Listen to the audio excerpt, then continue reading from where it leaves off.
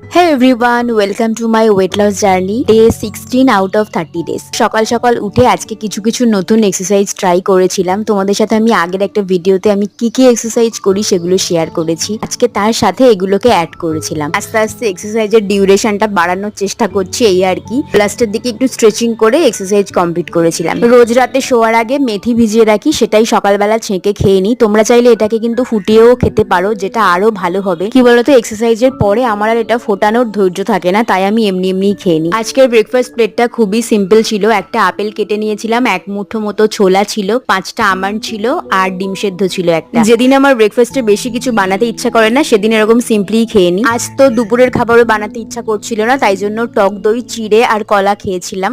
আর ডিনারে খেয়েছিলাম ছোলা, শসা, টমেটো দিয়ে একটুখানি চানা, যেটার ক্লিপস নিতে ভুলে গেছি আমি। রাতে শোয়ার আগে পরের দিনের জন্য আমন্ড আর চিয়া সিডসটা ভিজিয়ে দিয়েছিলাম। তো এই ছিল আজকের দিনটা।